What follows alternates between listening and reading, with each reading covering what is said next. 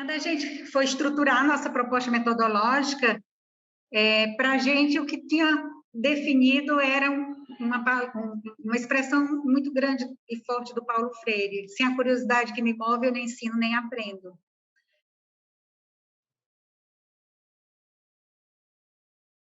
Então, para a gente, o ponto de partida de toda a ação é a curiosidade da criança. Então, no início do ano letivo, nos primeiros dias de aula, é sempre todo um processo de construção coletiva, porque até o planejamento pedagógico hoje a gente faz com as crianças inseridas no processo, né? Então, como é que a gente vai começar, o que é que a gente vai ver primeiro, a organização dos comitês, colegiados, grupos de responsabilidade, escolhas de tutores, os projetos de pesquisa, tudo isso é planejamento construído com as crianças o tempo inteiro.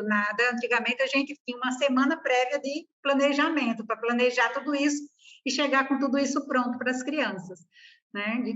Depois de algum tempo, tudo é feito com os educandos, não é nada a gente faz separadamente. Então, a gente, nos primeiros dias letivos, a gente organiza a escola para o seu funcionamento. Então, eles criam seus comitês, né, se organizam em grupos, elaboram um plano de ação, né, e a cada 15 dias eles se encontram para avaliar seu plano, elaborar suas metas, colocar suas metas em ação e avaliar.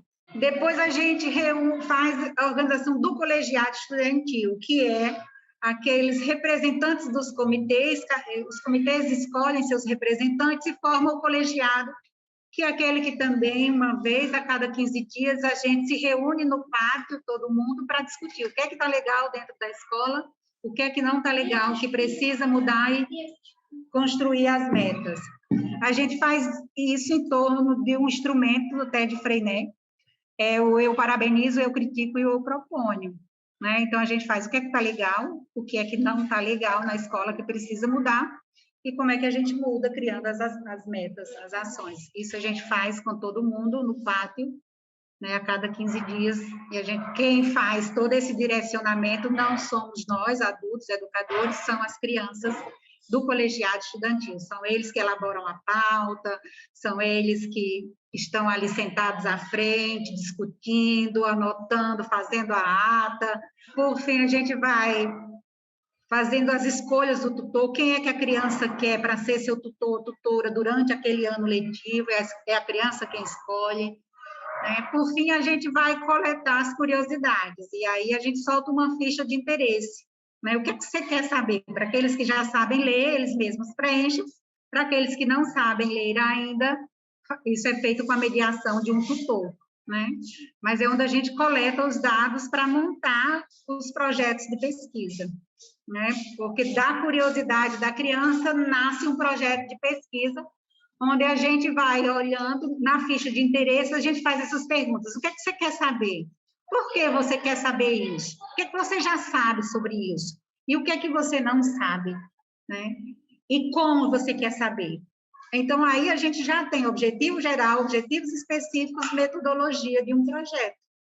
E aí a gente elabora um projeto de pesquisa.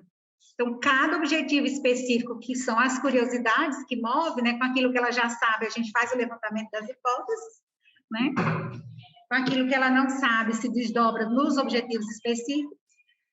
Daí a gente pega cada objetivo desse e constrói roteiros de aprendizagem para 3 semanas de estudos, onde a gente une a curiosidade da criança às áreas do conhecimento numa perspectiva transdisciplinar. Então, a cada 3 semanas de estudo, a gente avalia o roteiro, aí a gente tem as tutorias, a gente tem a autoavaliação, né? O educando se autoavalia nesse processo, a família avalia, né, esse processo educativo da escola e do filho também, nesse período, e o tutor também avalia o tutorando, né, e se autoavalia. Então, a gente faz isso a cada 3 semanas. E aí, a cada 3 semanas, a gente olha e diz assim, esse objetivo foi alcançado? Se ele foi alcançado, a gente parte para o próximo objetivo, a próxima curiosidade da criança. Se, em consenso com as crianças, né, a gente chama isso nos encontros de mediação do projeto, né, a cada 15 dias tem um encontro de mediação, então, na mediação, todos são levados, e aí? O objetivo foi alcançado? Vai se repetir ele? Se ele não foi alcançado, ele se repete no roteiro seguinte, com as pendências que deveriam ter sido alcançadas e com novas habilidades a serem alcançadas. A gente constrói essas áreas do conhecimento olhando para as habilidades e não para os conteúdos, né? A gente pega a curiosidade, olha para aquela base da BNCC, a gente não pode fugir dela, mas não faz dela um trilho, mas o que é que ela nos ajuda? Então, para a gente, os campos de experiência, os gêneros textuais são trazidos para dentro da escola e, na necessidade, se ajusta ao projeto. No final do dia, ele volta para o tutor e a gente chama de roda de avaliação do dia, né, o roda de apreciação desse dia, onde ele vai relatar como foi seu dia, o que é que aprendeu, o que é que não conseguiu dar conta do seu plano do dia, o que é que vai para casa para ele dar continuidade em casa. E aí a gente não trabalha mais com seriação. As crianças se agrupam de diferentes faixas etárias, crianças de 7, com criança de 9, com criança de 10. O que agrupa são as curiosidades afins. Né? Então, nós não temos mais salas de sexto, de sétimo, de oitavo, de primeiro, de segundo e de terceiro. Né? Nós temos projetos de pesquisas que permeiam o chão e as crianças se agrupam por afinidades pelos projetos. Toda criança passa por esse processo de autoavaliação, os pais avaliam o processo, o educador também avalia, né? E nós temos nosso quadro de valor, nossa matriz referencial, que a gente chama de valores, né? Onde a gente olha e avalia por níveis de aquisição, de maturidade, da autonomia, né? Em que estágio de autonomia essa criança tem, né? Tipo, autonomia, né? Como é que a gente avalia a autonomia dentro da escola? Então, ela apresenta algum aspecto de autonomia ou ela tem dependência total do tutor. Então, se ela tem dependência total do tutor, ela está no nível. E aí, qual é o próximo nível que ela alcança? A gente quer que ela saia um pouco dessa dependência. Então, ora ela depende, ora ela já faz sozinha. Então, ela já avança nesse nível. Qual é o próximo nível? Quando ela alcança não precisar do tutor, quando ela já faz tudo sozinha. Então, ela já chega, ela já sabe que tem que fazer o plano do dia dela, então ela não precisa que o tutor diga que ela tem que fazer o plano do dia. Ela mesma sozinha já organiza esse seu plano do dia, já executa esse seu plano do dia. Não precisa que o tutor diga, e agora, o que é que você vai fazer? Qual é o próximo passo que está no seu plano do dia? Então, quando ela já avança nisso, né, já está no outro nível de autonomia. E o último nível de autonomia que a gente quer que ela alcance é quando ela, além de exercer a sua autonomia, ela desdobra isso para o outro colega. Ela ajuda o outro colega a exercer a autonomia dele. Né? Então, a gente sempre avalia em estágios de crescência, digamos assim, dos valores. E aí nós temos a empatia, o protagonismo, a colaboração, o autocuidado e o autoconhecimento, responsabilidade, afetividade, criatividade, são valores que a gente olha para eles e vai mensurando mesmo nesse estágio de crescência, num processo de feedback com a criança sempre. E essa roda, ela gira vários anos, né? Porque ele tem vários anos aí, ele não tem que alcançar esse nível nesse ano, né? Não, esse ano eu vou escolher só criatividade, eu tenho que chegar até o final do ano com criatividade pronta. Não, né? Ela tem o percurso escolar dela para alcançar até esse último nível, né? Esse é o que a gente espera. Então, é o tempo dela.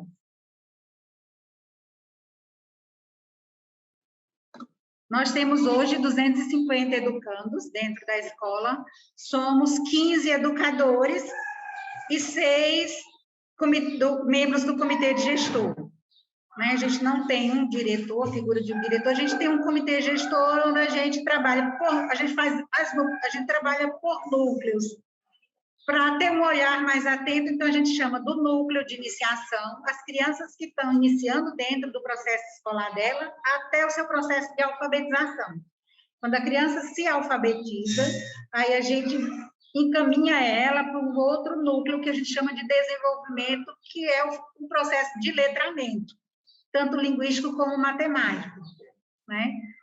E aí, quando ela sai desse processo, né? O que a gente poderia chamar do Fundamental 2, a gente diz o núcleo de aprofundamento, onde as crianças já têm uma boa base, né? E aí vão aprofundar seus conhecimentos.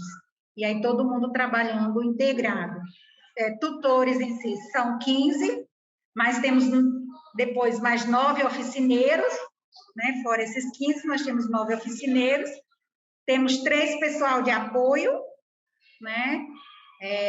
Para cozinha e auxiliar de serviço, e temos 6 do membro de comitê gestor, né? Então, a gente tem uma média de 20 alunos, 17, depende muito da quantidade de alunos. Esse ano, eu acho que está em torno de 17, 16 alunos, né?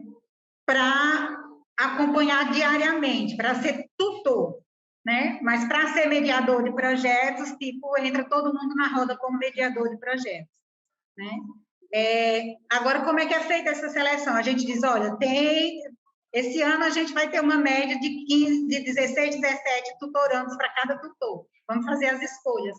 Então, a gente pede à criança que ela elabore uma tríplice lista. Escolha quem você quer para a primeira opção do seu tutor, segunda e terceira, né? Porque aí, se 30 querem aquele primeiro, a gente diz, ó, então vamos ver como é que a gente seleciona. Vai para o pátio com os 30 para chegar num consenso, né, daqueles que ficam com aquele tutor, né? E aí o restante vai para a segunda opção ou terceira opção, né? Mas um dos 3 será o tutor daquele tutorando. Então, é assim que a gente faz nossa seleção, a relação entre tutor e tutorando para cada ano letivo.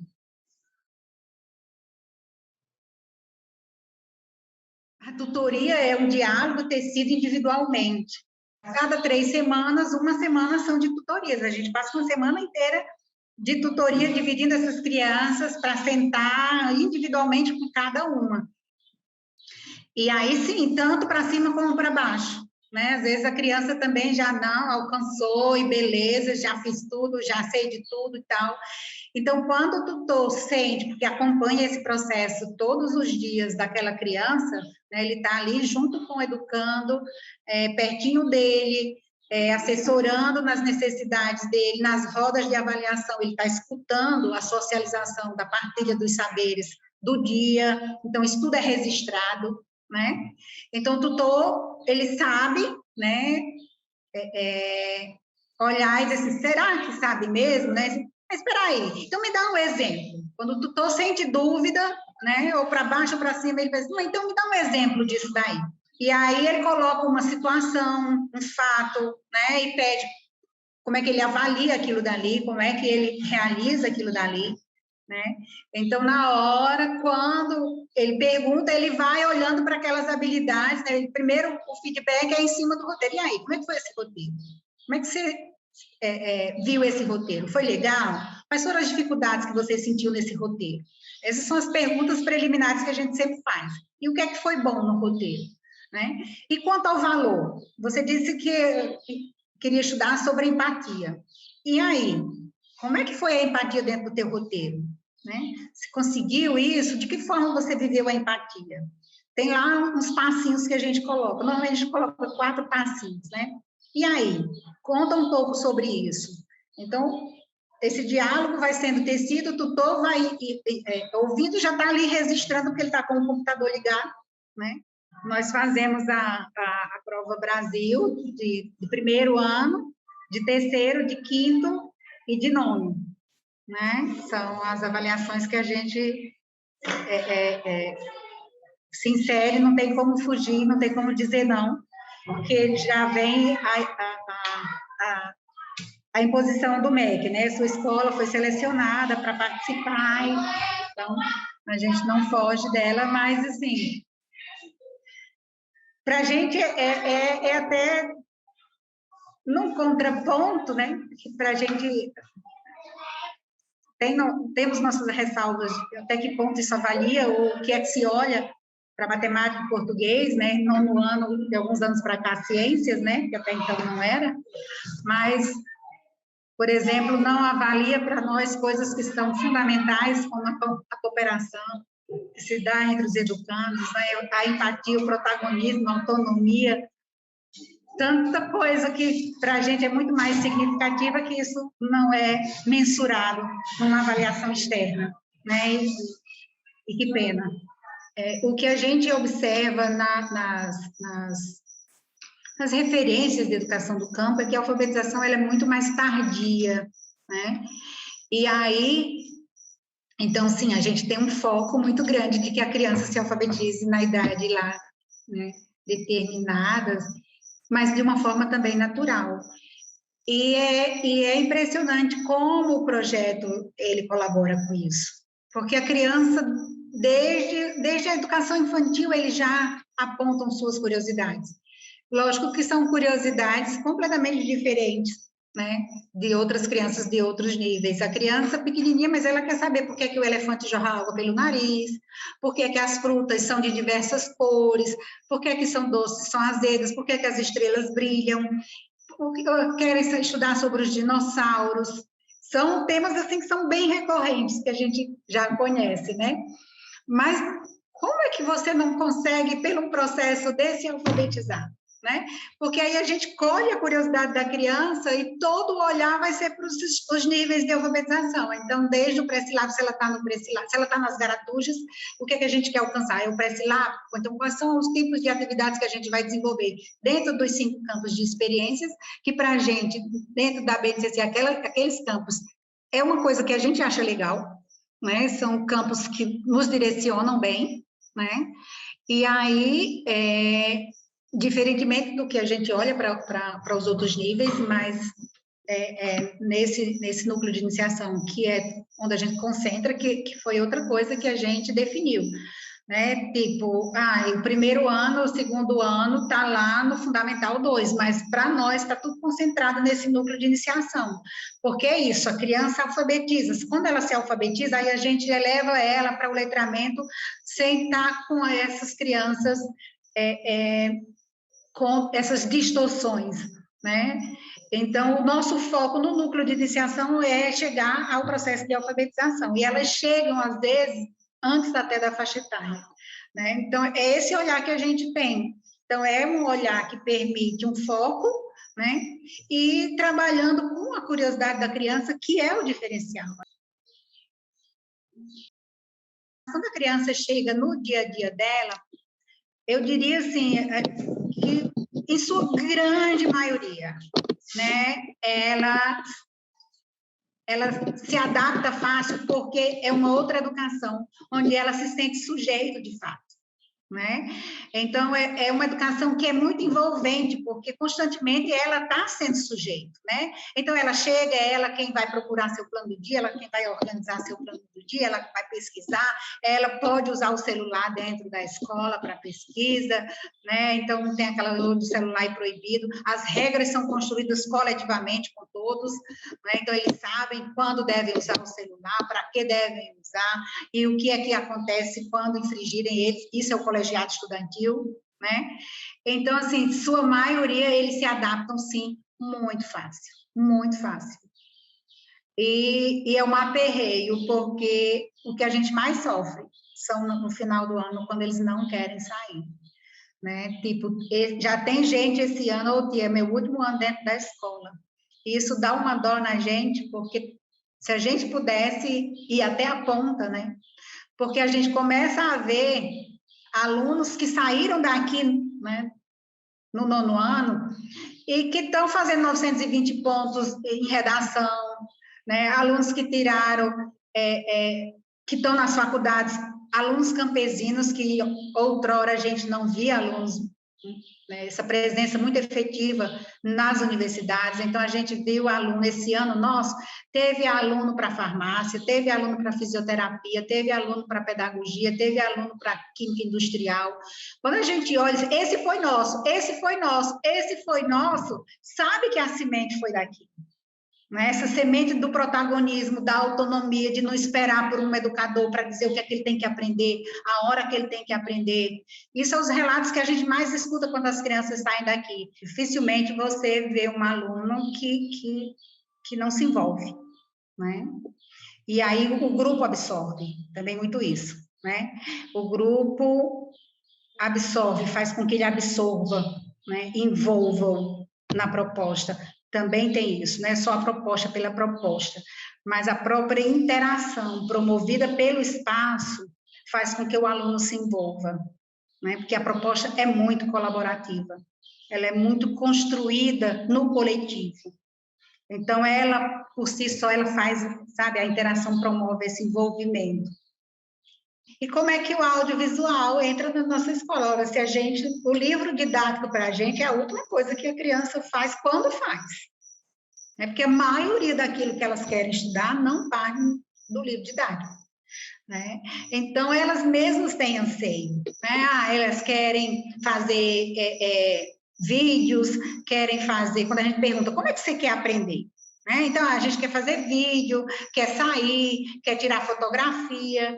Então, quando a gente escuta esses desejos das crianças, a gente via a necessidade de ampliar esse nosso entendimento do audiovisual como uma ferramenta pedagógica de suma importância para a gente. Né? E aí é quando entrou, então, o Semente Cinematográfica na vida da gente, a Escola Semente. Primeiro, o Felipe e a Ana já tinham vindo conhecer a escola pelo município de Conde, onde eles já desenvolviam um trabalho lá. O município de Conde veio conhecer nossa proposta e eles vieram nessa comitiva. Né? Então, a gente já conversou um pouco, eles falaram um pouco, né, do que eram quando se apresentaram, e a gente já apontou essa necessidade, e dali a gente já começou um diálogo. A proposta era fazer 3 escolas de cinema, 3 escolas experimentais de cinema aqui na Paraíba. E, na época, foram, acho que, para mais de 20 escolas inscritas, mas eles tiveram, né, que selecionar 3, e a gente foi uma das 3 escolas selecionadas, e foi aí onde a gente uniu a necessidade, né, a potência, porque era isso que a gente queria, que o audiovisual não entrasse como uma coxa de retalho, né, que a gente pega ali, usa, depois vai embora, e pega em momentos fragmentados, né, não. O que a gente queria é, como é uma necessidade constante dos projetos, né, como era que o audiovisual ele entrava nessa fluidez intrinsecamente interligado com a nossa proposta. E aí é onde entrou a Escola Semente, né, com toda uma formação, e o áudio hoje ele faz parte disso, naturalmente as crianças, então a gente tem inclusive comitê de cinema dentro da escola, né, que permanece até hoje, um comitê estudantil de escola de cinema, né, e eles é quem assume essa parte também, tanto do cineclube como dos registros. Então, isso está mais solidificado, né, dentro da escola, né, com o passar dos anos, porque foi um trabalho feito, de fato, pela Escola Semente, que nos deixou embasados para um trabalho intrinsecamente interligado à proposta, que era esse o grande desafio, né, e o desejo, para que não fosse algo que viesse só se justapor em alguma necessidade ou em algum momento, mas que fosse parte do cotidiano da escola. Então, hoje, o audiovisual, ele está intrinsecamente nos roteiros das crianças de várias formas, né, pelas fotografias narradas, pelos registros, pelos documentários, pelos filmes cartas, eles fazem, assim, a criatividade da criança ela é muito potente, né, e o audiovisual é uma ferramenta que potencializa demais a criatividade. Então, é mais uma ferramenta para a gente fundamental dentro da escola. Mas, assim, a gente tem uma saída de educadores que fazem concursos, passam e nos deixam. Isso é um fato frequente dentro da escola, não tão assíduo, porque também pelas ausências tanto de concurso, né, principalmente aqui em nossa região. E aí, sim, como é uma proposta bastante desafiadora, naturalmente surge a necessidade de uma formação contínua. Então, a gente tem 2 sábados do mês que a gente está aqui dentro da escola em formação. Né? Assim, num sábado são os conselhos, né? A gente faz um sábado conselho, a cada 15 dias, na outra quinzena é o dia inteiro dentro da escola. A gente passa o dia inteiro aqui dentro da escola, almoça, é bom também, cria a interação entre o grupo, a gente passa o dia inteiro aqui dentro da escola em formação. E como acontecem nossas formações? Em cima das nossas demandas, né? Então, aquilo que demanda, tipo, a gente passou e passa ainda, vai e volta, a gente sente a necessidade de voltar a entender a perspectiva de transdisciplinaridade, porque é a nossa proposta, é a trans, né? Então, a gente faz, normalmente, como é que a gente faz? Vai para a internet, vai para livros, vai para a internet, junta todo mundo, né? Quando é livro, divide os capítulos, cada grupo estuda o seu capítulo, depois socializa no grupão, né? É muito uma autoformação mesmo, sabe? Quando a gente precisa de algo mais específico, tipo educação especial, aí a gente vai aqui na universidade também, ver se tem um professor que pode nos ajudar com a educação especial, se tem, a gente pede para vir dar uma palestra. Um desejo que era comum entre nós era romper com essa estrutura de uma escola com sala de aula, né, com grades, né, com muros. Então, assim, quando a gente desenhou a Escola dos Sonhos, a gente queria, porque a gente está no campo, aqui é uma zona rural, né? Então, a gente queria uma escola aberta, integrada ao campo, né? Então, assim, os espaços de aprendizagens, eles são, como é que eu posso dizer assim, quiosques. Eu nem sei se para vocês isso é comum, essa palavra. Abrigos apenas cobertos para nos proteger da chuva e do sol, mas é aberto, não tem paredes, né? São grandes salões, assim, só cobertos, mas as laterais todas abertas, porque a gente acha importante essa contemplação do campo, né? Já que a gente está no campo. Então, assim, as nossas salas de aulas são grandes salões abertos, retangulares, circulares, né? Tem de diversas formas. As crianças pediram lago com peixe, então tem um laguinho com peixe. As crianças pediram, os pais, as crianças também pediram piscina, então tem uma piscina pensada, né? Tá lá desenhada. As crianças pediram pista de skate, tem uma pista de skate desenhada no projeto. Então, assim, é uma escola que está com a junção de vários desejos, né? Onde a gente desejou várias coisas. Mas isso, nada de sala de aula, nada de grade, nada de coisa quadrada, né, fechando a gente. Então, é uma escola aberta, integrada ao campo. Que a inovação para a gente está num olhar, né, de uma educação integral, né, que olha o sujeito para essa sua multidimensionalidade, né, uma educação de fato, de qualidade, equitativa, enfim.